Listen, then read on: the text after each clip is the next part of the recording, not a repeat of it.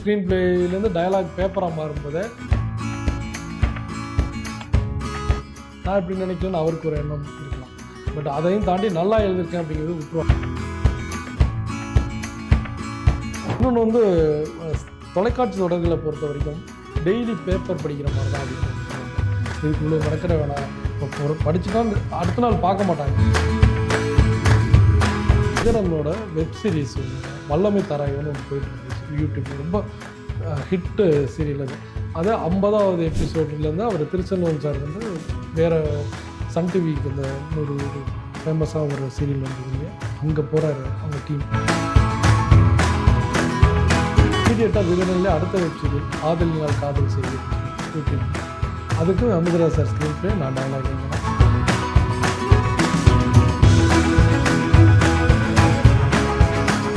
Practical நம்மளுக்கு உள்ளே இருக்கவங்களுக்கு தான் தெரியும் என்ன இது. அவங்க மைண்டில் இருக்கிற ஸ்க்ரீன் பிளேக்கு நம்ம டயலாக் எழுதணும் நினைப்பாங்க, அவங்களோட எக்ஸ்பெக்டேஷன். 90களில் வந்த படங்களில் தரமும் இப்போ உள்ள படங்களோட தரம்னு பார்த்தோன்னா கம்பேர் பண்ணவே முடியாது. அப்போது பிரமாதமாக கொண்டாடப்பட்ட படங்களை இப்போ நீங்கள் இப்போ பார்த்தீங்கன்னா கிரிஞ்சு கொடுக்கணும் அப்படிதான் நம்ம அடையாளம்.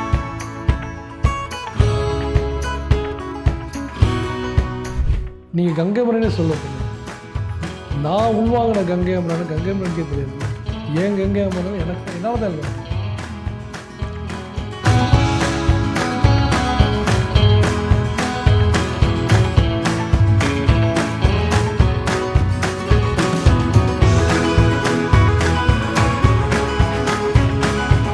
இன்னைக்கு நம்ம கூட இருக்கிறது ரைட்டர் பாரி அவர்கள். இவர் மகாநதி, சிறகடிக்க ஆசை மாதிரி பெரிய முக்கியமான சீரியல்லாம் எழுதியிருக்காரு. இவர் ஐடி ஜாபை விட்டுட்டு சீரியல் ரைட் பண்ணணும் அப்படிங்கிறதுக்காக இந்த இண்டஸ்ட்ரிக்குள்ள வந்தவர். வாங்க அவரை பத்தி இன்னும் நிறைய விஷயங்களை கேட்டு தெரிஞ்சுக்கலாம். சீரியல் ஒர்க் பண்றதுக்கு முன்னாடி ஐடி ஜாப்ல தான் இருந்திருக்கீங்க. ஐடியில் இருக்கும்போது எப்படி உங்களால ஃபேஸ்புக்கில் கண்டென்ட் கிரியேட் பண்றது அதெல்லாம் பண்ண முடிஞ்சது? அந்த அளவுக்கு உங்களுக்கு டைம் இருந்ததா?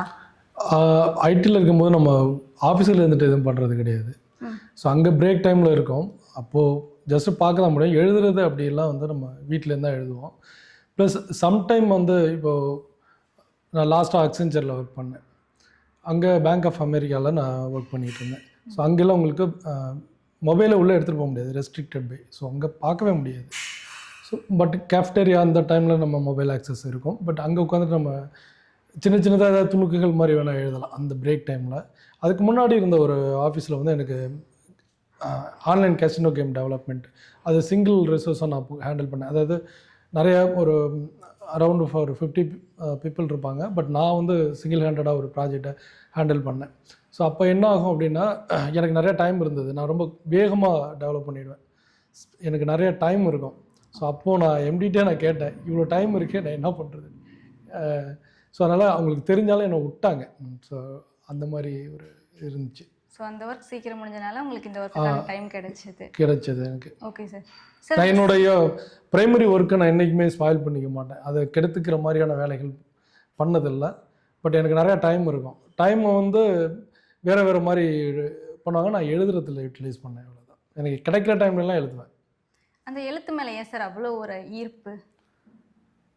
அப்பா வந்து வாத்தியார், அம்மாவும் அந்த ஒரு நல்லா படிப்பாங்க. இப்போ சாண்டில்யன், அந்த கல்கி, அவங்களோட பொன்னியின் செல்வன், இதெல்லாம் அந்த மாதிரி விஷயங்கள் நிறைய படிப்பாங்க அம்மா. ஸோ வாசிப்பு அனுபவம் அங்கேருந்து தான் வந்தது.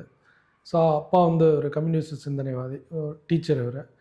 ஸோ அது மாதிரி வீட்டில் இந்த சின்ன வயசுலேருந்தே புக்குகளுடைய பழகிற ஒரு சூழல் இருந்ததுனால அது அப்படியே வந்துட்டு இயல்பாகவே அந்த வாசிப்பு மேலே வந்துட்டு யாரையும் திணிக்கவும் இல்லை, அது இயல்பாகவே அந்த மாதிரி வந்துடுச்சு. Okay sir. ஐடி ஜாப்பில் இருக்கும்போது காற்றுக்கு என்ன வேலி அப்படிங்கிற ஒரு சீரியல் கிடச்சப்போ உங்களுக்கு என்ன மாதிரி ஒரு ஃபீல் வந்தது? ஆக்சுவலாக ஐடியில் இருக்கும்போது எனக்கு காற்றுக்கு என்ன வேலி வரல. அதுக்கு முன்னாடி வந்து அது ஒரு இன்ட்ரெஸ்டிங்கான கதை. ஃபஸ்ட்டு வந்து பிளாக் ஸ்பாட்டில் நான் எழுதிட்டு இருந்தேன் 2007 அப்போது வந்து இந்த 80கள் 90களில் வந்து தொலைக்காட்சிகள் வந்து கிராமத்துலலாம் எங்கேயோ ஒரு வீட்டில் இருக்கும், இல்லை பஞ்சாயத்து தொலைக்காட்சி அது மாதிரி இருக்கும். அந்த பஞ்சாயத்து தொலைக்காட்சியெல்லாம் வராதுக்கு முன்னாடி ஒரு ஏரியாவுக்கு ஒரு வீட்டில் தான் டிவி இருக்கும். ஸோ அந்த டிவியை பார்க்குறதுக்காக எப்படியெல்லாம் இந்த சிறுவர்கள் நாங்கள் சின்ன வயசில் இருக்கும்போது போவோம். அந்த அந்த டிவி வச்சுருக்கவங்ககிட்ட ஓனர் வந்து நம்ம எப்படியெல்லாம் நம்மளை அந்த டிவியை பார்க்க விடாமல் பண்ணுறதுக்கு பண்ணுவாங்க, இல்லைனா அவங்ககிட்ட வேலை செஞ்சு கொடுக்க வேண்டியிருக்கும், இல்லை எங்கேயோ ஒரு ஜன்னலில் ஒரு சின்ன ஓட்டை வழியாக இருந்து பார்ப்போம். இந்த மாதிரி விஷயங்கள்லாம் இருக்கும். ஸோ இந்த 80கள் 90களில் தொலைக்காட்சி பார்க்குறதுக்கான இந்த சிறுவர்களின் உலகத்தை பற்றி நான் ஒரு பதிவு எழுதியிருந்தேன். அது அரௌண்ட் ஒரு 2009 அந்த டைமில் எழுதியிருந்தது. பட் அது 2015-16 டைமில் ஒருத்தர் பார்த்துட்டு, சுரேஷ் சண்முகம்னு சொல்லி, இப்போ அவர் சின்ன திரையில் இயக்குனராக இருக்கார். அந்த தம்பி அதை ஒரு ஸ்கிரிப்டாக பண்ணணும், சினிமாவுக்கு பண்ணலான்னு சொல்லிட்டு, அப்போ டீனரில் இருந்தேன்.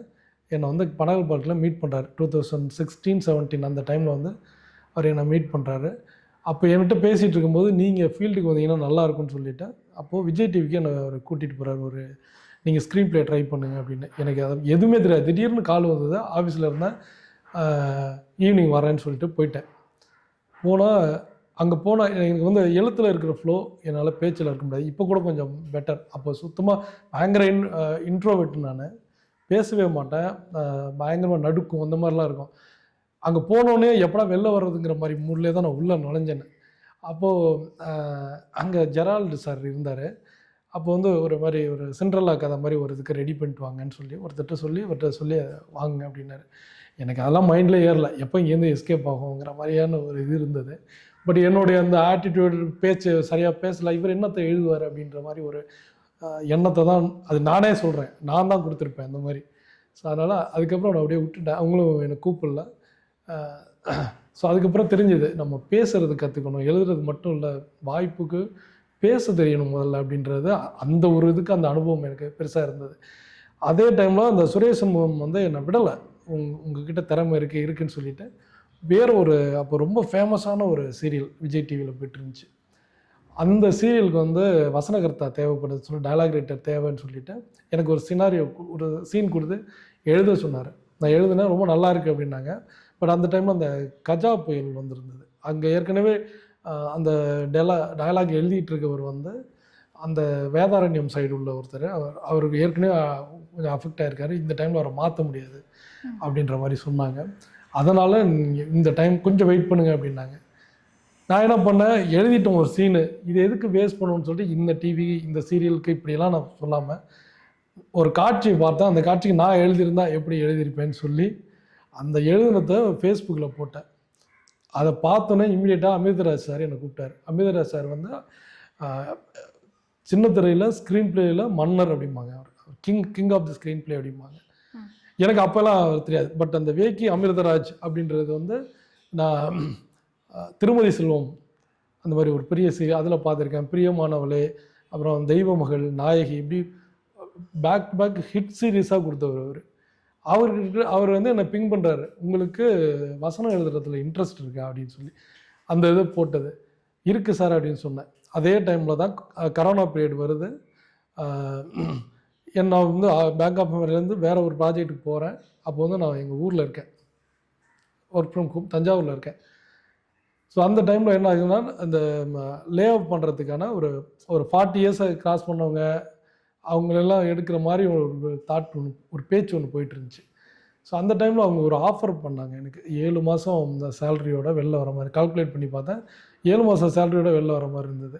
அதே டைமில் இந்த வாய்ப்பு வந்தது. நான் டக்குன்னு சரி நம்ம ட்ரை பண்ணி பார்ப்போம், இல்லைனா 7 மாதம் நம்ம கையில் சேலரி இருக்குது, இல்லைனா நம்ம அடுத்த இன்னொரு ஐடிக்கு போய்க்கலாம், இது இல்லைன்னா தேடலாம் அப்படின்னு சொல்லிட்டு வந்தேன். ரெண்டாவது அந்த டைமில் தான் நான் சுவிட்சர் ஐடியை விட்டு வெளில வரணும்னு நினச்சேன். 15 வருஷம் நான் ஐடியில் வேலை பார்த்துட்டேன். என்னோடய கனவு திரைத்துறையை நோக்கியே இருக்குது. அந்த டைம் இன்னொரு எனக்கு அரௌண்ட் 40 ஆகும்போது நான் என்ன நினச்சேன்னா, நான் என்ன நினைக்கிறேனோ அதை செய்யணும். இப்போ எனக்கு ஒரு சாப்பிட்டதுக்கப்புறம் 1 மணி நேரம் தூங்கணும்னு நினைக்கிறேன். ஐடியில்னா அதுக்கு முடியாது. அது ஐடியில் எங்கே போனாலும் வேலை பார்க்குற இடத்துல நம்ம இஷ்டத்துக்கு இருக்க முடியாது. ஸோ அப்போ என்ன நினச்சேன்னா, என்னோடய கண்ட்ரோலில் என் டைம் இருக்கணும். நம்மளுக்கு 40 வயசு ஆயிடுச்சு, இதுக்கு மேலே நம்ம முடிவை நம்ம துணிஞ்சு எடுக்கலாமே அப்படின்னு. அப்போது நான் அந்த முடிவு எடுத்தேன். நிறைய பேர் சொன்னாங்க, பசங்க வளர்ந்து வர்ற ஸ்டேஜில் இருக்க, நீ எப்படி இப்படி ஐடி விட்டு ஏன் வெளில வர? எங்கள் அப்பா அம்மாவுக்கெல்லாம் உடன்பாடே கிடையாது. நான் சொன்னேன், என்னை 20களே என்னை விட்டுருக்கணும், நான் 25 வயசில் என்னை விட்டுருக்கணும், இண்டஸ்ட்ரிக்கு விடலை. இப்போ என் முடிவை நான் எடுக்கிறேன், தயவுசெய்து நான் ட்ரை பண்ணி பார்க்குறேன், விட்டுருங்க அப்படின்னு. என் ஒய்ஃபு சப்போர்ட் பண்ணிச்சு. பார்த்துக்கலாம் வாங்க அப்படின்ச்சு. அந்த ஒரு வார்த்தை. வேலையை விட்டேன். வேலையை விட்டு 3ஆவது நாளே அமிர்தராஜ் சார் ரெடியாரு அப்படின்னு சொல்லிட்டு விகடனோட வெப் சீரிஸ் ஒன்று வல்லமை தாராயோன்னு ஒன்று போயிட்டு இருந்துச்சு யூடியூப்பில். ரொம்ப ஹிட்டு சீரியல் அது. அது 50வது எபிசோட்லேருந்து அவர் திருச்செல்வம் சார் வந்து வேறு சன் டிவிக்கு இந்த இன்னொரு ஒரு ஃபேமஸாக ஒரு சீரியல் வந்தது இல்லையா, அங்கே போகிறாரு அவங்க டீம். அந்த டீம் அப்படியே அங்கே போனதுனால இது வந்து அமிர்தராஜ் சார்கிட்ட வருது. அப்போது நீ தான் எழுதுற அப்படின்னு சொன்னார். அது ஐடி விட்டு வர்றேன், அந்த ஒரு வாரம் கூட இல்லை, 3வது நாள்லேயே நான் கமிட் ஆகிட்டேன். அதான் ஒரு வாசல் முடி மறு வாசல் வைப்பான் அப்படின்னு. அது இறைவன் இருக்கானானால எனக்கு தெரியாது, பட் எனக்கு ஒன்று அந்த நம்பிக்கை எனக்கு டக்குன்னு கிடைச்சது. ஸோ அதில் அந்த டுவர்ட்ஸ் அது 80 எபிசோடை முடித்தாங்க. அது அந்த 30 எபிசோடு பார்த்துட்டு நல்லா எழுதுறேன் அப்படின்னு சொல்லிட்டு இம்மிடியேட்டாக விகடனில் அடுத்த வெப் சீரியல் ஆதலினால் காதல் செய்வீர்னு சொல்லி யூடியூப், அதுக்கு அமிர்தராஜ் சார் ஸ்க்ரீன் ப்ளே, நான் டயலாக் எழுதணும். அது 6 மாதம் போச்சு. அதுக்கு பிறகு அதே டீமில் விஜய் டிவியில் ஒரு சீரியலுக்கு விகடனோட ப்ரொடக்ஷனுக்கு தான் கமிட் ஆனேன். பட் அது வந்து அந்த ஸ்டோரியில் சில சேஞ்சஸ் இருந்ததுனால ஒரு விடோ பொண்ணு வந்து ஹீரோயினாக வைக்கணுங்கிறது மாதிரி இருந்தது. அதில் வந்து இப்போக்கி அது கொஞ்சம் கிடப்பில் வைக்கலாங்கிற மாதிரி இருக்கும்போது அமல்ராஜ் அப்படின்னு ஒரு ஸ்க்ரீன் ப்ளே ரைட்டர் இருக்கார். அவர் அமிர்தராஜ் சாரோட ஃப்ரெண்டு. அவர் வந்து ஆதலினால் காதல் செய்கிற பார்த்துட்டு இந்த டயலாக் ரைட்டர் எனக்கு வேணும் அப்படின்னு சொல்லி யூத்ஃபுல்லாக எழுதுறாரு, லவ் சப்ஜெக்டாக இருக்குது, காற்றுக்கு நெவிலி, இவர் எழுத நல்லா இருக்குன்னு சொல்லி அப்படி தான் வந்தேன் சீரியலுக்கு. Okay sir. மகாநதி பண்ணும்போது அதோட எக்ஸ்பீரியன்ஸ்லாம் எப்படி இருந்தது? மகாநதி வந்து ஒண்டர்ஃபுல் எக்ஸ்பீரியன்ஸ். அது ஒவ்வொரு ஸ்க்ரீன் ப்ளே ரைட்டர்ட்டையும் விதவிதமாக இருக்கும். சில பேர்கிட்ட வந்து ஒரு டெம்ப்ளேட்டுக்குள்ளே சுற்றிட்டு இருப்பாங்க. ஒவ்வொருத்தையும் ஒரு ப்ளஸ் இருக்கும், ஒரு மைனஸ் இருக்கும். இப்போ அமிர்தராஜ் சார் வந்து என்னோட குருநாதர். அவர் கதை சொல்கிறது கேட்குறதே ஒரு பெரிய அனுபவமாக இருக்கும். அப்படியே பேப்பரே பார்க்க மாட்டார், பாட்டில் சொல்லிகிட்டு இருப்பார். அப்போயே நம்மளுக்கு விஷுவல் ஓட ஆரம்பிச்சிடும். அது மாதிரி ஒவ்வொரு சீனுக்கும் ரொம்ப மெனக்கெடுவார். ஸோ அது ஒரு விஷயம் இருக்கும். அது மாதிரி நிறைய பேர்கிட்ட நான் ஒர்க் பண்ணியிருக்கேன். பட் ஃபஸ்ட் டைம் ஒரு லேடி ஸ்க்ரீன் ப்ளேயில் நான் மகாநதியில் பிரியா தம்பிகிட்ட ஒர்க் பண்ணேன். டோட்டலாக டிஃப்ரெண்ட்டாக இருந்தது. அவங்க வந்து ஒரு சின்ன விஷயத்தை அவ்வளோ அழகாக கொண்டு போவாங்க. இப்படிலாம் யோசிக்கலாம்ல, இப்படிலாம் ஸ்க்ரீன் ப்ளே பண்ணலாங்கிற மாதிரி அது எனக்கு ஒரு புது அனுபவமாக இருந்தது. அது 1.5 வருஷம் அவங்களுடைய இதில் ஒர்க் பண்ணேன் நான் மகாநதி. அது நல்லா இருந்தது. அது டோட்டலாக ஒரு மேல் தாட்டுக்கும் ஒரு ஃபீமேல் தாட்டுக்கும் ஒர்க் பண்ணுறது ஒரு வித்தியாசமாக இருந்தது. பட் நான் எந்த அளவுக்கு அவங்களுக்கு அடாப்ட் பண்ணேன்னு தெரில. ஏன்னா அவங்களுடைய இது இவ்வளோ மாதிரிலாம் ஒரு பொண்ணு யோசிப்பாங்களா அப்படிங்கிற மாதிரி, நம்ம இந்த பார்வைக்கு நம்ம வரலையே அப்படிங்கிற மாதிரி இருக்கும், ஆச்சரியமாக இருக்கும். அது ஒரு நல்ல அனுபவம். அது அவங்களோட ஸ்க்ரீன் ப்ளேயில் ஒர்க் பண்ணது. நீங்கள் எழுதும்போது உங்கள் க்ரியேட்டிவிட்டி லெவல் ஒரு மாதிரி இருக்கும். அது டேரக்டர் ஷூட் பண்ணும்போது அது ஒரு டிஃப்ரெண்ட் கைண்ட் ஆஃப்ல வரும். அது பார்க்கும்போது உங்களுக்கு எப்படி இருக்கும்? உங்களோட க்ரியேட்டிவிட்டியை மீறி இல்லை அதை விட கம்மியாக ஒன்று போயிட்டு இருக்கும்போது அப்போ உங்களுக்கு ஒரு மாதிரி டிசப்பாயின்மெண்ட்டாக இருக்குமா, இல்லை இதுலேருந்து கற்றுக்கணும் அப்படிங்கிற மாதிரி இருக்கும்? இந்த ஃபீல்டுக்கு முதல்ல வரும்போது நிறைய ஏமாற்றங்கள் தான் இருந்தது. அப்புறம் போக போக தான் தெரியுது, நம்ம இது வந்து ஒரு ஸ்க்ரீன் ப்ளே ரைட்டர் ஒன்று உருவாக்குறது, அதுக்கு முன்னாடி ஒரு டிஸ்கஷன் ஒன்று போகும். ஸோ அவர் ஒன்று கொண்டு வந்து தான் உங்ககிட்ட கொடுக்குறாரு, ஒரு ஸ்கெலட்டன் கொடுத்துருவாரு, நீங்கள் அதுக்குள்ளே தான் எழுதணும். அப்படிங்கும்போது இப்போ நான் எழுதுறதே என்னோடய வெர்ஷனாக மாறிடும். ஸ்க்ரீன் ப்ளேலேருந்து டயலாக் பேப்பராக மாறும்போதே நான் இப்படி நினைக்கலன்னு அவருக்கு ஒரு எண்ணம் இருக்கலாம். பட் அதையும் தாண்டி நல்லா எழுதியிருக்கேன் அப்படிங்கிறது விட்டுருவாங்க. ஸோ நம்ம மைண்டில் இருக்கிறது அப்படியே 100% வரும் அப்படின்னு சொல்லி டைரக்டர் கேட்டால் அவருடைய அந்த பேப்பர் அவருக்கு ஒரு விஷன் கொண்டு வரும். ஸோ அவர் அது மாதிரி தான் அவர் எடுப்பார். ஸோ அதில் எந்த அளவுக்கு நம்மளுக்கு சமரசம் ஆகிறோம் அப்படிங்கிறது இனிஷியலாக வந்து ஏற்றுக்கவே முடியாத அளவுக்கு இருந்தது. அப்புறம் இந்த ஃபீல்டு இப்படி தான், ஸோ இது ஒரு டீம் ஒர்க்கு அப்படி இருக்கும்போது ஒவ்வொரு இடத்துலையும் அது மாறத்தான் செய்யுங்கிறது, அது அந்த யதார்த்தம் புரிய ஆரம்பித்ததுக்கப்புறம் அதுக்குள்ளே எனக்கு நியாயமாக படாத விஷயங்களுக்கு மட்டும்தான் கொஞ்சம் டிசப்பாயிண்ட் ஆகும். மற்றபடி ஓகே, நமக்கு சொல்ல வந்தது கன்வே ஆகிடுச்சுன்னா போதும் அப்படிங்கிறது ஒன்று இருக்குது. இன்னொன்று வந்து தொலைக்காட்சி தொடர்களை பொறுத்த வரைக்கும் டெய்லி பேப்பர் படிக்கிற மாதிரி தான் அப்படின்னு ஒன்று சொல்லுவாங்க.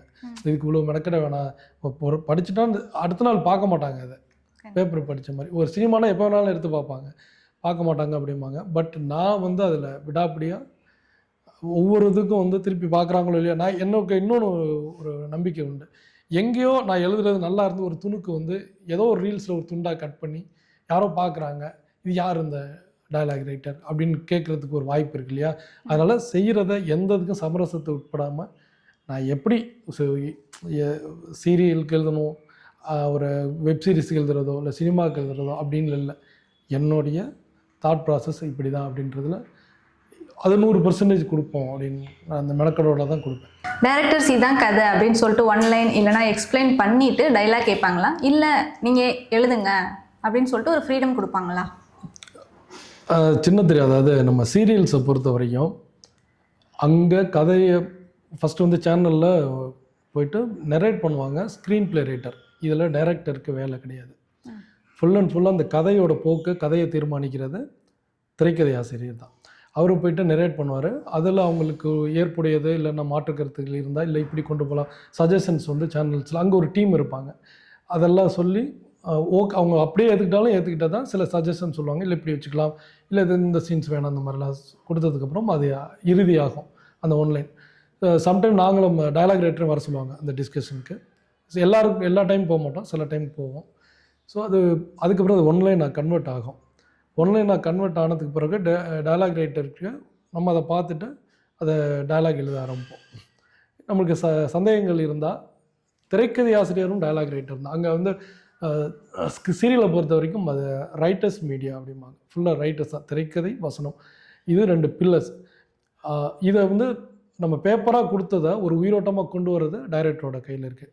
ஸோ அந்த இடத்துல தான் அவருடைய இது இருக்குது. நீங்கள் வந்து ஒரு நல்ல டைரக்டர் பிரமாதமாக எடுக்கிறவங்களும் இருக்கு.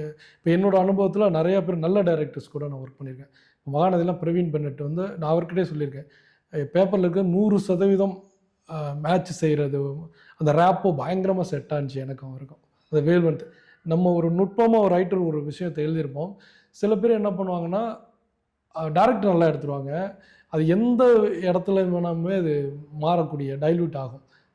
அதை எப்படி டப்பிங் பண்ணுறவங்க கூட மாற்றி அவங்களுக்கு அது வேறு விதமாக புரியும். ஒரே வேர்டு அது வேறு மாதிரி அவங்களுடைய வேறு மாதிரி புரிஞ்சுக்கிட்டு கூட பேசிடுவாங்க. அந்த மாதிரிலாம் டைல்யூட் ஆகும். ஸோ அதனால் இது வந்து ஃபுல் அண்ட் ஃபுல்லாக நீங்கள் கேட்டிங்கன்னா திரைக்கதை ஆசிரியருடைய ஜாலம் தான் அவர். அதுக்கடுத்தது அதை எந்த அளவுக்கு நாங்கள் டயலாக் ரைட்டர் வந்து அதை கொடுக்குறோன்றது பேப்பர் கைக்கு வந்ததுக்கு பிறகு தான். அதுக்கு முன்னாடி ஒரு ஒன்லைனாக தான் டைரக்டர் தெரியும். அதுக்கப்புறம் அந்த பேப்பரை பார்த்தோன்னே அவர் வேகமாக அதை கன்சீவ் பண்ணிட்டு உடனே அவர் ஷார்ட்லாம் வச்சு எடுக்கணும். அது அதுக்கெல்லாம் டைமே இருக்காது. நம்ம கொடுக்க அவரை வைக்கணும், வேகமாக எடுக்கணும் அது. ஸோ ஒரு கேப்டன் ஆஃப் தி ஷிப் அப்படின்னு சொல்கிற மாதிரி, சினிமாவுக்கு சொல்கிற மாதிரி சின்னத்திரைக்கு அது அந்த ஒரு எல்லாமே டைரக்டர் கையில் அப்படின்றது இங்கே சொல்ல முடியாது. அவருக்கு கதைக்கும் அவருக்கும் சம்மந்தம் இருக்காது. Okay sir. அது ஃபுல் அண்ட் ஃபுல்லாக திரைக்கதை ஆசிரியர். ஒரே டைமில் 2 சீரியல் எழுதும்போது அது மாதிரி ப்ரெஷராக இருக்காதா? இல்லை இது எழுதும்போது அதுவும் சேர்ந்து மிங்கிள் ஆகிற மாதிரி ஒரு மைண்ட் செட் வந்துடாதா? இல்லை, அது அப்படி வராது. அது அந்த கதைனா டக்குன்னு அதுக்கு தகுந்த மாதிரி நம்ம இப்படியே மாறிடுவோம். கங்கா சந்திரபுரியா மாறுற மாதிரி தான். மோஸ்ட்லி வந்து 2 ஷெட்யூலையும் மிங்கிள் பண்ணிக்காத அளவுக்கு தான் நாங்கள் கமிட் ஆகிக்குவோம். டேட்டு கொடுத்துக்கிறது 1 to 15, 16 to 31 அப்படின்ற மாதிரி 2 ஷெட்யூல் கொடுத்துப்போம். சம்டைம் வந்து என்ன ஆகுனா 2 யூனிட் எழுதுகிற மாதிரி இருக்கும். இது ஏதாவது ஒரு டேட் இஷ்யூனால் 2 இதுவும் ஷெட்யூலும் மிங்கிள் ஆகும். ஒரே நாள் 2 சீரியலுக்கு எழுதுகிற மாதிரிலாம் இருக்கும். ஸோ அந்த மாதிரி டைமில் நம்ம சுச்சுவேஷனை சொல்லிடுவோம். அவங்களுக்கு சீன் வரல அப்படின்னு ப்ரெஷர் போடுவாங்க. ஸோ இந்த மாதிரி 2 இதுவும் மிங்கிளாக இருக்குது அப்படின்னு சொல்லிட்டு சேனல்கிட்டே நம்ம சொல்லிட்டோம்னா, சேனல் அவருக்கு இன்றைக்கி இந்த மாதிரி ஒரு சுச்சுவேஷன்னா அதுக்கு தகுந்த மாதிரி எல்லாமே ஒரு அட்ஜஸ்ட் பண்ணி இது பண்ணிக்குவாங்க. மேக்ஸிமம் நம்ம டிலே பண்ணாமல் கொடுத்துருவோம். Okay sir. சார், நீங்கள் மாமன் படத்தில் உங்களோட பேர் பார்த்தோம் போஸ்டரில், அதில் நீங்கள் ஒர்க் பண்ணியிருக்கீங்களா? ஆமாம், ஒர்க் பண்ணியிருக்கேன். இனிஷியலாக 15 நாள் ஒர்க் பண்ண இதில் திருச்சிக்கு போயிட்டு ஒர்க் பண்ணிகிட்டு இருந்தேன். அது என்கிட்ட சொன்ன கதை வேறு அது. பட் இந்த லேயர் இது தான். பட் கேரக்டர்லாம் கொஞ்சம் மாறி இருந்தது. இந்த ராஜ்கிரண் அவரோட மிஸ்ஸஸ் எல்லாம் நான் ஒர்க் என்கிட்ட கதை சொல்லி ஸ்க்ரீன் ப்ளே அண்ட் டயலாக் வாங்கின டைமில் அந்த கேரக்டர்லாம் இல்லை. ஸோ அதுக்கப்புறம் அவங்க நிறைய சேஞ்சஸ் இருந்தது, அது பண்ணியிருந்தாங்க. நானும் இனிஷியலாக கொஞ்சம் அதில் ஒர்க் பண்ணேன். ஸோ அதுக்கு அவங்க கிரெடிட்ஸ் கொடுத்தாங்க. அதுக்கப்புறம் டைரக்டர் பிரசாந்துக்கு பெரிய நன்றி. அது நான் எதிர்பார்க்கவே இல்லை. அவர் ரைட்டர் வந்து அவரும் ஒர்க் பண்ணாருங்கிறதுக்கு அவர் ஒரு கிரெடிட் கொடுத்துருந்தார். வேறு ஏதாவது மூவியில் ஒர்க் பண்ணணும், இல்லை இந்த மாதிரி டேரக்டர் கூட ஒர்க் பண்ணணும் ஒரு ஆசை இருக்கா சார்? அது நிறைய ஆசைகள் இருக்குது. முதல்ல நம்ம இப்போ போயிட்டுருக்க ஃபீல்டில் நம்மளுக்குன்னு ஒரு இடம் இருக்குது அப்படின்னு நான் நம்புகிறேன். ஏன்னா தொடர்ச்சி 4 வருஷம் ஆச்சு, பேக் டு பேக் எனக்கு சீரியல்ஸ் வந்துகிட்டே இருக்குது. ஸோ இதில் ஒரு இடம் நமக்கு இருக்குது அப்படின்னு தெரியுது. ஸோ இதை முதல்ல இதில் ஒரு பேர் எடுத்துக்குவோம் அப்படிங்கிற ஒரு இதுக்காக வெயிட் பண்ணிகிட்ருக்கேன். Okay sir. உங்கள் ஒய்ஃப் ஒரு சீரியல் ஆக்ட்ரஸ்ன்னு சொல்லியிருக்காங்க. ஆமாம். அவங்களுக்காக நீங்கள் ஏதாவது எழுதியிருக்கீங்களா சீரியல்? இல்லை இல்லை இல்லை அவங்க இல்லை நான் அந்த மாதிரியான வாய்ப்புகள் இல்லை. அவங்க இப்போ தான் இன்ட்ரோடியூஸ் ஆகி இப்போ தான் ஒரு 1.5 இயர்ஸ் தான் ஆகுது. ஸோ இன்னும் ஒரு முக்கியமான ஒரு இடத்துக்கு அவங்க வரல, இன்னும் அடையாளப்படுற அளவுக்கான நடிகை அவங்க வளரலை. பட் அவங்களுக்கு எல்லா பொட்டன்ஷியலும் இருக்குது, நல்ல டேலண்டடு அவங்க. அவங்களும் விகடனோட அறிமுகமாக இருந்தாங்க. அது ஒரு நானும் விகடனோட அறிமுகம், அவங்களும் விகடன் ப்ராஜெக்டில் தான் உள்ளே வந்தாங்க, தமிழும் சரஸ்வதியும் ஒரு சீரியலில்.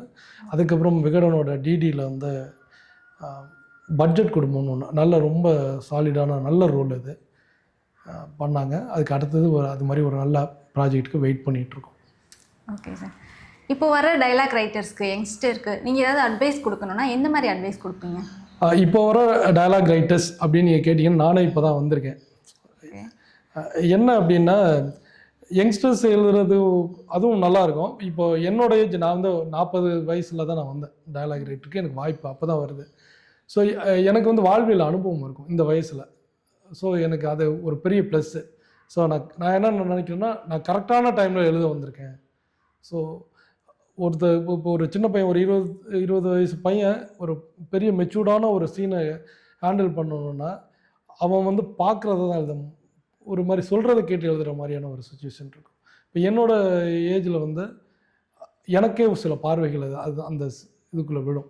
அது வந்து ஒரு பயங்கரமாக இருக்கும் அதோட இம்பேக்ட். அதாவது நான் எழுதுறதுன்னு சொல்லலை, என்ன மாதிரியான ஒரு அந்த அனுபவங்களை கடந்து வர்றவங்க எழுதும்போது அந்த இது இருக்கும்.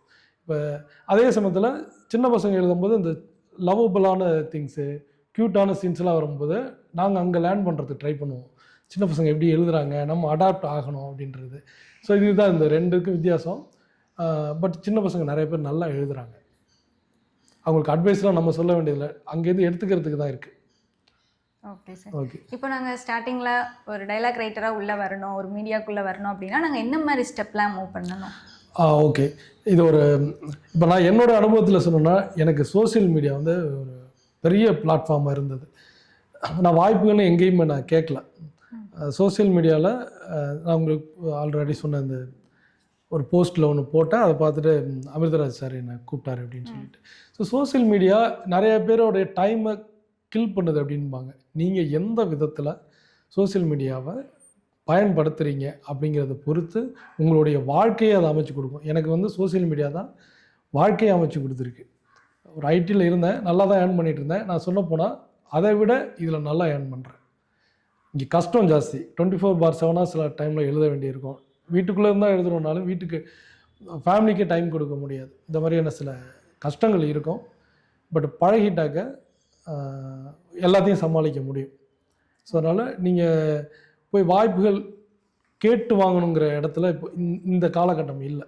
ஸோ உங்களுக்கு சோசியல் பிளாட்ஃபார்ம்ஸ் இருக்குது, அதில் நீங்கள் உங்களுடைய எழுத்தை நீங்கள் இது பண்ணி, ஸோ அந்த மாதிரியான உங்களுக்கு தெரியும், நீங்கள் தேடி பார்த்தீங்கன்னா யாரார்கிட்ட நீங்கள் வாய்ப்பு கேட்கணும்னு நினச்சிங்கன்னா அவங்களுடைய நட்பு வட்டத்தை நீங்கள் சோசியல் மீடியாவில் வச்சுக்கிட்டிங்கன்னா கூட அவங்களுடைய பார்வைக்கு நீங்கள் போயிட்டீங்கன்னா நல்லாயிருக்கும். அதே மாதிரி இப்போ என்ன மாதிரி ஆட்கள்கிட்ட வந்து நிறைய பேர் வாய்ப்புகள் கேட்பாங்க.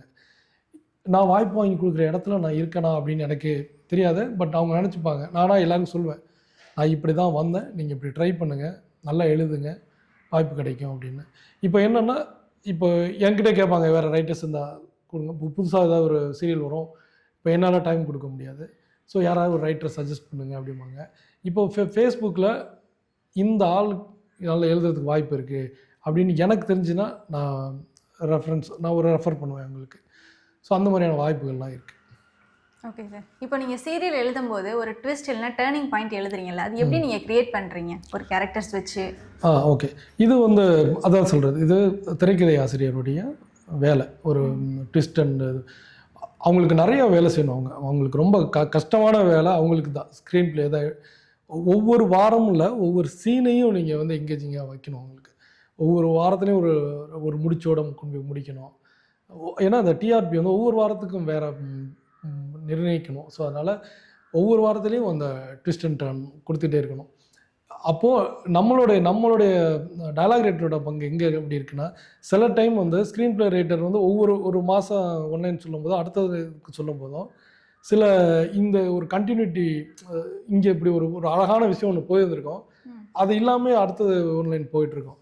அப்போ நமக்கு தான் தெரியும், டயலாக் ரைட்டருக்கு தான் ஃபுல் அண்ட் ஃபுல்லாக அந்த கதை ஓட்டம் எங்கே போயிருக்கு, என்னெல்லாம் பேசியிருக்காங்கிறது டயலாக் ரைட்டரோட மைண்டில் இருக்கும். ஸோ அப்போது அந்த புது ஒன்லைன் வரும்போது இதில் விடுபட்ட இருக்கிற சுவாரஸ்யங்களை கோப்போம் நாங்கள். ஸோ கோக்கும்போது அது இன்னும் பெனிஃபிட்டாக இருக்கும்.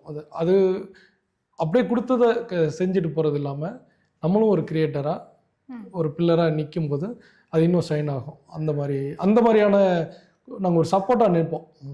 ஸ்க்ரீன் ப்ளே ரைட்டருக்கு ஒரு பில்லர் மாதிரி நின்று இது இங்கே சில டைம் நாங்களே கூட இப்படி ஒரு சீனு கொடுக்கலாம், இங்கே அதாவது புதுசாக ஒரு சீனை உருவாக்கிட முடியாது, ஏற்கனவே கொடுத்துருக்க சீனுக்குள்ளே இந்த மாதிரி ஒரு விஷயம் இங்கே விடுபட்டிருக்கு, அதை இதுக்குள்ளே வச்சு ஒரு சுவாரஸ்யப்படுத்தலாம் அப்படிலாம் பண்ணுவோம். Okay sir. இப்போ ஒரு எபிசோடு எழுதுறோன்னா அதில் மினிமம் ஒரு 10 கேரக்டர்ஸாவது இருப்பாங்க. அவங்க ஒவ்வொருத்தவங்களுக்கும் ஒவ்வொரு ஸ்லாங்கில் எழுதணும். எப்படி அதை நீங்கள் மேனேஜ் பண்ணுவீங்க? ஒருத்தருக்கு ஒரு ஸ்லாங், ஒரு ஆட்டிடியூட். அதுதான் சொல்கிறது, அது இருக்கும். நம்ம அது கொஞ்சம் சேலஞ்சிங்கான விஷயம் தான். இப்போ 2 பேருக்கு டயலாக் எழுதலாம், ஒரு வேர்டில் அடிக்கலாம்.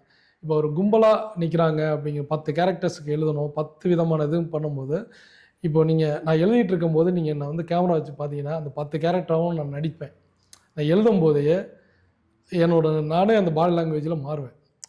லேடியாக பண்ணும்போது அந்த லேடி இப்போ எழுத்தில் வார்த்தைகள் உச்சரிக்கிறதுல கூட லேடிக்கு ஒரு மாதிரியான வார்த்தை யூஸ் பண்ணுவோம், ஜென்ஸுக்கு ஒரு மாதிரி யூஸ் பண்ணுவோம்.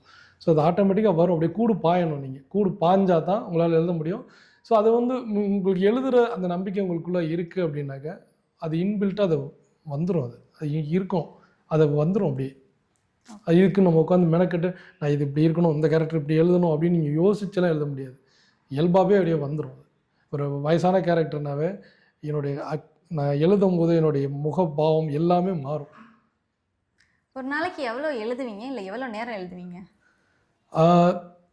அது வந்து நம்ம கொடுக்குற ஷெட்யூலை பொறுத்து. இப்போ 2 சீரியலுக்கு எழுதுகிறேன், ஒரு சீரியல் கேஸ் எல்லாம் 2 யூனிட் போட்டுருவாங்க. 2 யூனிட்னா 2 நாள் வேலையை ஒரு நாள் பார்க்குற மாதிரி. இப்போ 2 சீரியல் பண்ணிங்கன்னா 2லேயுமே 2 ஷெட்யூல் பண்ணிங்கன்னா 4 எபிசோடுக்கு எழுத வேண்டியது ஒரே நாள் எழுதுகிற மாதிரி அப்படியும் அமையும்.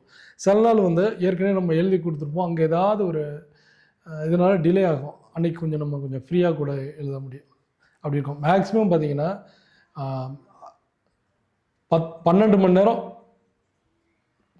எழுதுகிற மாதிரி இருக்கும். 12 மணி நேரம், சில டைம் அதை தாண்டி எழுதுகிற மாதிரி இருக்கும். இந்த டைம் டெட்லைனால் உங்கள் க்ரியேட்டிவிட்டிஸ் எதுவும் ஸ்பாயில் ஆகாதா? சீரியல் ஃபீல்டில் அது ஒரு சேலஞ்சிங்கான இதுதான் இருக்குது. அதுக்கு நம்ம அடாப்ட் ஆகணும். ரொம்ப யோசிக்காமல் அப்படியே கடன்னு எழுதுங்க அப்படின்னா சில பேரோடைய அப்படி சொல்லுவாங்க. நம்மளால் இப்போ என்னோடய பேட்டர்ன் ஒன்று இருக்கும்ல, நான் இதுக்குன்னா இப்படி எழுதணும், அதுக்குன்னா அப்படி எழுதணும், நம்மளால் எழுத முடியாது. நம்மளுக்கு எப்படி எழுத வருமோ அப்படி தான் நம்ம எழுதுவோம். ஸோ அவங்க டிலே ஆகுது, ப்ரெஷர் போட்டாங்கனாலுமே கூட எனக்கு எனக்கு 100% சாட்டிஸ்ஃபேக்ஷன் ஆனால் தான் அந்த சீனை நான் கொடுப்பேன். அது வரைக்கும் நீங்கள் ப்ரெஷர் போட்டிங்கனாலும் என்கிட்ட சீன் வராது. ஏன்னா பட் ஸ்பீடும் வேணும். சின்னத்திரையை பொறுத்த டயலாக் எழுதுறதை பொறுத்த வரைக்கும் நீங்கள் ஒரு சீனை வந்து 1/2 அன் ஹவர், சில சீன்ஸ்க்குலாம் 2 மணி நேரம் டைம் நம்மளுக்கு கொடுப்பாங்க. சொல்லிவிடுவோம், இது இவ்வளோ பெரிய சீனு, இதுக்கு எனக்கு 2 மணி நேரம் ஆகும் அப்படின்னு சொல்லிட்டு. ஸோ அது நம்மளுக்கு எல்லாருமே அந்த ஒர்க்கில் இருக்கும்போது அடாப்ட் ஆகிடுவோம். சரி, இவர்கிட்டருந்து இந்த சீன் இவ்வளோ நேரத்தில் தான் வரும், இவர் இப்படி தான் எழுதுவார் அப்படின்ற எல்லாருக்கும் ஒரு புரிதல் வந்துடும். அது வர வரைக்கும் கொஞ்சம் கஷ்டமாக தான் இருக்கும். சார், நீங்கள் லாஸ்ட்டாக ஒரு ரீசெண்டாக நீயா நானால மீன்களை பற்றி ஒரு எபிசோடில் பேசியிருப்பீங்க. மீன்களை பற்றி எப்படி அந்தளவுக்கு தெரிஞ்சு வச்சுருக்கீங்க? சின்ன வயசில் எனக்கு தாத்தா வீடு வந்து பட்டுக்கோட்டை வந்து கடல் பக்கம். ஸோ அங்கே அந்த மீன்களுடைய அறிமுகம் அப்போத்துலேருந்தே உண்டு எனக்கு. ஆஃப்டர் 30 இயர்ஸ்க்கு அப்புறம் நான் மீன் பிரியன் கிடையாது. எனக்கு ஒரு 30 வயசுக்கு மேலே இப்போ ஒரு மட்டனோ சிக்கனோ வந்து எனக்கு அது கொஞ்சம் ஹார்டாக இருந்தது. நம்மளுக்கு கொஞ்சம் அந்த ஏஜிங் ஃபேக்டர்னால, அது டைஜஸ்ட் ப்ராப்ளம்லாம் இருந்ததுனால மீன் மேலே அப்படி திரும்பிச்சு. அந்த ஒரு நான்வெஜ் சாப்பிட்டோம் அப்படிங்கிற ஒரு ஃபுல்ஃபில்மெண்ட் கிடைக்கிறதுக்கு மீன் தான் எனக்கு ஒரு சரியான ரிசோர்ஸாக இருந்தது. ஸோ அப்போது அப்படி சேஞ்ச் ஓவர் ஆனது. அதுக்கப்புறம் பார்த்தா மீனை தேடி வாங்குறதில்ல, டேஸ்ட் பண்ணுறதில்ல, அப்படியே போனால் அது வந்து அது மீன் கடலில் இருக்கனால அந்த மீன்களை பற்றி தெரிஞ்சுக்கிறதே ஒரு பெரிய கடல் மாதிரி. ஸோ அதில் இன்ட்ரெஸ்ட் ஜாஸ்தி ஆகிடுச்சு.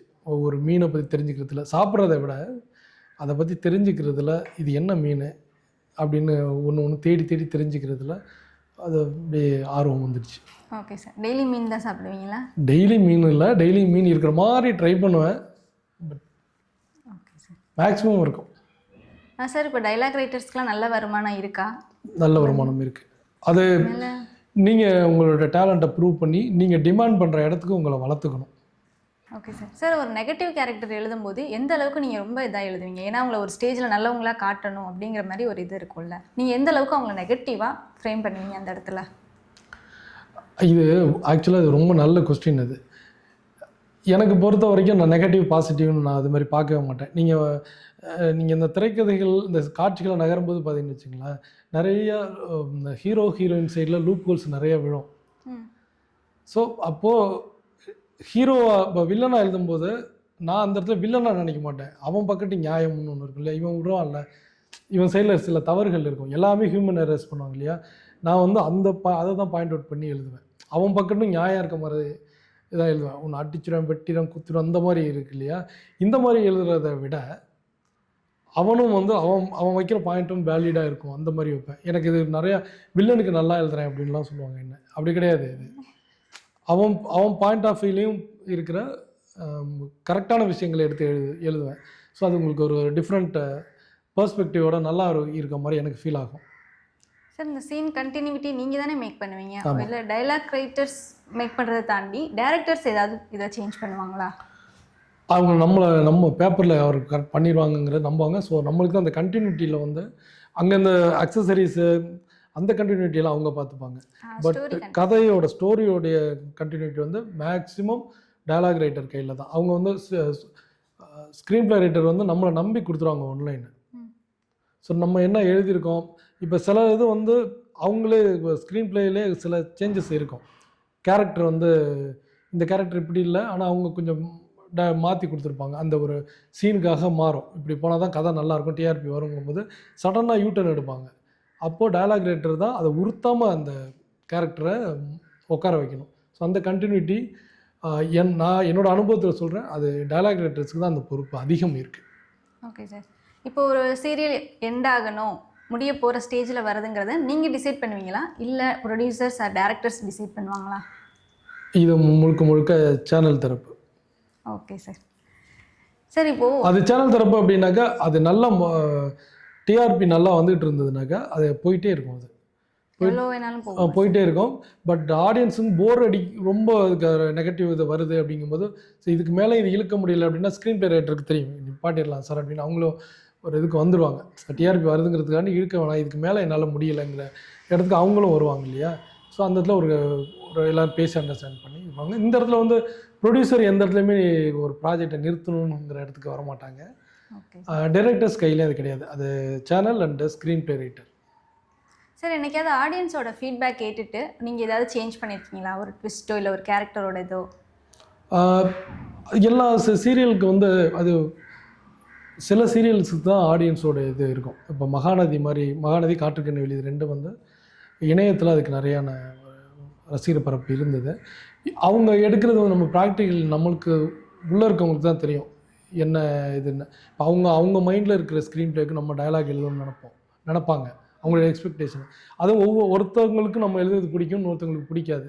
ஸோ அது நம்ம அதை அவங்க கொடுக்குற 100% பொருத்தமாக இங்கே ஒன்லைனுக்கும் அதுவும் பொருந்தும், நம்ம அவங்க எதிர்பார்க்குறது ஒன்று கொடுக்கலாம்னு சொன்னால் கண்டிப்பாக நாங்கள் அதை எடுத்துப்போம். சில டைம் வந்து அவங்க சொல்கிறது வேலிடாக இருந்தால் கூட இந்த கதைக்கு உட்காராது அப்படின்னு நம்ம சொல்லும்போது அதை எடுத்துக்க முடியாது, அப்படிதான் இருக்கும். இப்போ சீரியல்னாலே ஒரு லேடிஸ் பார்க்குறது இல்லை ஏஜ்டு பீப்புள்ஸ் பார்க்குறது அப்படின்னு ஒரு பாயிண்ட் ஆஃப் வியூ இருக்குது. யங்ஸ்டர்ஸ் பார்க்கல அப்படிங்கிற ஒரு ஃபீல் உங்களுக்கு இருக்குமா? இது ஒரு நல்ல கொஸ்டின். ஆக்சுவலாக நீங்கள் இப்போ யூடியூப்லாம் கமெண்ட்ஸ்லாம் பார்த்தீங்கன்னு வச்சுங்களேன், என்னடா கிரிஞ்சாக எடுத்துக்கிட்டு இருக்கீங்க, எந்த காலத்தில் இருக்கீங்க அப்படின்னு போடுவாங்கள்ல அவங்க யங்ஸ்டர்ஸ்.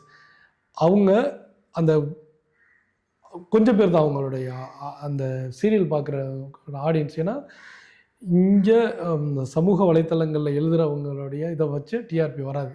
இவங்க ஆகாமல் அங்கே டிஆர்பியில் அடி வாங்கும்.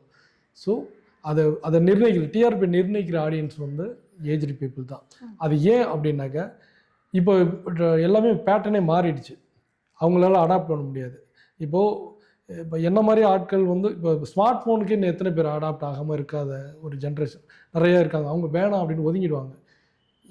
இப்போ ஒரு 90களில் வந்த படங்களில் தரமும் இப்போ உள்ள படங்களோட தரமும் பார்த்தோன்னா கம்பேர் பண்ணவே முடியாது. இப்போ அப்போது பிரமாதமாக கொண்டாடப்பட்ட படங்களை இப்போ நீங்கள் இப்போ பார்த்தீங்கன்னா கிரிஞ்சு குடோணும் அப்படி தான் நம்ம அடையாளப்படுத்துவோம். ஆனால் நான் பார்க்குறேன்ல அந்த ஒரு 94ல் ஒரு படம் வந்திருக்கு, அந்த படத்தை நான் கொண்டாடி பார்த்துருப்பேன். இப்போ என்னால் என்ன இப்படி இதை போய் எப்படி நம்ம கொண்டாடி பார்த்தோங்கிறது இருக்கும். அதை தாண்டி என்னோடய நாஸ்டாலஜியான்னு ஒன்று இருக்கு இல்லையா, என்னுடைய சிறு வயது நினைவோட அந்த படத்தை பார்க்கும்போது நான் கனெக்ட் பண்ணுறேன் இல்லையா, அப்படி பார்க்கும்போது எனக்கு அது எங்கேஜிங்காக தான் இருக்கும். ஸோ இந்த மாதிரியான ஒரு காலகட்டத்தில் ஒரு விஷுவலை பார்த்து பழகின மக்களுக்கு சீரியல் தான் அவங்களுக்கு கனெக்ட் பண்ணிக்கக்கூடிய ஒரே இது. அது எந்த ஜென்ரேஷன்னா அந்த ஒரு அரௌண்ட் 40 தாண்டினவங்களுக்கு அது அவங்களுக்கு அந்த கனெக்ட் பண்ணுற விஷயங்கள் சீரியலில் தான் கிடைக்குது. அவங்க பார்த்து வளர்ந்த சினிமாக்களுடைய ஃப்ளேவர் சீரியலில் இருக்குது, அதான் அவங்க கனெக்ட் பண்ணுறாங்க. இதுதான் விஷயம். சார், சீரியலில் ரைட் பண்ணிட்டு இருக்கும்போது எப்படி புக்ஸ்லாம் எழுத உங்களுக்கு டைம் கிடைக்கிது? புக்ஸு சீரியல் எழுதுறதுக்கு வந்ததுக்கு முன்னாடியே நான் எழுதிட்டேன் புக்கு. பட் இப்போது அடுத்தது மீன் பற்றி எழுதுறதுக்கு எல்லாம் ஒரு ஆர்வம் தான். உங்களுக்கு டைம் எங்கே உங்களுக்கு நீங்கள் நினச்சிங்கன்னா உங்களுக்கு டைமை நீங்கள் உருவாக்கிக்க முடியும்.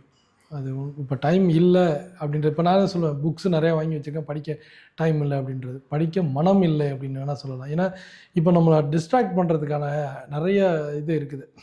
இப்போது சீரியலில் இருந்து நான் கண்டினியூஸாக எழுதிட்டே இருப்போமா, ஸோ கொஞ்சம் ரிலாக்ஸ் பண்ணிக்கணும்னு தோணும் போது ஃபேஸ்புக்கோ இன்ஸ்டாவோ இல்லை ரீல்ஸோ அந்த மாதிரி அங்கே தான் போகுது. ஸோ கொஞ்சம் ரிலாக்ஸேஷனுக்கு அதுதான் நம்மளுக்கு ஒரு வடிகாலாக இருக்குது. அதே மீறி இப்போ எழுதணும் அப்படின்னு இதை ஒரு இதாக எடுத்துக்கிட்டேன் முனைப்பாக, இதை நான் முடிச்சே ஆகணும், ஒரு கமிட் பண்ணிக்கிட்டு ஒரு விஷயத்தை ஆரம்பித்தா அதை நான் முடிச்சிடுவேன். சார், நீங்கள் ரொம்ப விரும்பி படித்த புக்கு இது? நான் நிறையா புக்கு சொல்லணும். அதில் முக்கியமாக வந்து வண்ணன் நிலவனோடைய ரெய்னீஸ் ஐயர் தெருன்னு ஒரு குறுநாவல், ஒரு 90 பேஜ் தான் அது. அது எனக்கு கொடுத்த தாக்கம் வந்து ரொம்ப பெருசு. என்னுடைய இந்த தாட் ப்ராசஸ்லையுமே நிறைய சேஞ்சஸ் அந்த புக்கு கொண்டு வந்ததோ அப்படின்னு நான் நினைக்கிறேன். பட் பர்சனலாக வாங்கின அடி நம்மளை ஒரு மாதிரி மோல்டு பண்ணும். அதை தாண்டி வாசிப்பில் இருந்து நான் எடுத்துக்கிட்டேன் அப்படின்னாக்கா, எனக்கு தீஜாவும் வண்ண நிலவனும் ரொம்ப பெரிய இம்பேக்ட் க்ரியேட் பண்ண ரைட்டர்ஸ். இன்னும் சொல்லுவாங்க, நான் இதை ஒரு வாட்டி நான் எழுதியிருந்தப்போ சொன்னாங்க, அவங்க 2 பேருக்குமே நிறைய சிமிலாரிட்டிஸ் இருக்குது, அதான் அவங்களால கனெக்ட் பண்ண முடியுது. அவங்க வந்து சைக்காலஜிக்கல் ஃபேக்டில் சைக்காலஜிக்கலாக தெரியாத அளவுக்கு அந்த விஷயங்களை ஒரு உளவியல் பூர்வமாக கதாபாத்திரங்களை அணுகு எழுதுவாங்க. அது எனக்கு ரொம்ப பிடிக்கும். இது இப்படி ஒரு தொடக்கம், இப்படி ஒரு முடிவு அப்படின்னு இல்லாமல் பேசா பொருளை பேச துணிறது, உடைக்கிறது, நம்ம எதெல்லாம் வெளியில் சொல்ல தயங்குவோமோ ஆனால் உண்மையில் உள்ளுக்குள்ள மன ஒவ்வொரு அடுக்கில் இருக்கிற அந்த அழுக்குகளை ஒரு புரிஞ்சு கொள்ள முடியாத லேயர்ஸ் எல்லாம் இருக்கும் இல்லையா. நம்ம மனுஷங்கிறது நல்லவன் கெட்டவன்லாம் கிடையாது, அது நிறைய லேயர்ஸ் இருக்கும். நம்ம ஒவ்வொருத்தருக்கிட்டையும் ஒவ்வொரு மாதிரி பிஹேவ் பண்ணுவோம், அதுதான் உண்மை. இப்போ வடிவேல் ஜோக்கில் ஒன்று சொல்லுவாங்க இல்லையா, அது அந்த போன வாரம் இது இந்த வாரம். ஆக்சுவலாக ஒரு மனுஷன் போன வாரம் ஒரு மாதிரி இந்த வாரம் ஒரு மாதிரி இருந்தால் தான் அவன் எவால்வ் ஆகுறான்னு அர்த்தம். ஸோ இந்த மாதிரியான தாட் ப்ராசஸ் எல்லாம் எனக்கு அங்கேருந்து கிடைச்ச மாதிரி எனக்கு ஒரு இந்த ரெய்னீஸ் ஐயர் தெரு அப்படின்னு ஒரு 7 வீடு இருக்கும். இப்போ இந்த சைடு ஒரு 3 வீடு, இந்த சைடு ஒரு 3 வீடு இருக்கும் ஒரு இடத்துல. அது அவ்வளோதான், அந்த காலனி அவ்வளோதான். அது வந்து திருநெல்வேலியில் இருக்கிற ஒரு ஏரியா. இந்த 6 வீட்டில் இருக்கிற மக்களுடைய அன்றாடங்கள் தான் அந்த நாவல். அங்கே அதுக்குள்ளே இருக்க ஒவ்வொருத்தருக்கிட்டே இருக்கிற ஒவ்வொரு கலர்ஸும் நம்மளை எங்கேயோ ஒரு இடத்த தொட்டு செல்லும். நம்ம இந்த விஷயங்கள் வந்து நம்மளை யாருமே கவனிக்கலையே, இதெல்லாம் தெரிஞ்சால் நம்மளை கொண்டாடுவாங்களேன்னு இருக்கிற விஷயமும் இருக்கும். இது நம்ம சாகிற வரைக்கும் இது யாரும் தெரிஞ்சிக்கக்கூடாதுங்கிற விஷயமும் நம்ம மனசில் இருக்கும். இது எல்லாமே ஒவ்வொரு கேரக்டர் வழியாக அவர் பேசுவார். அது பிரச்சாரம் மாதிரி இருக்காது, நான் உள்வாங்கினத்தை சொல்கிறேன்.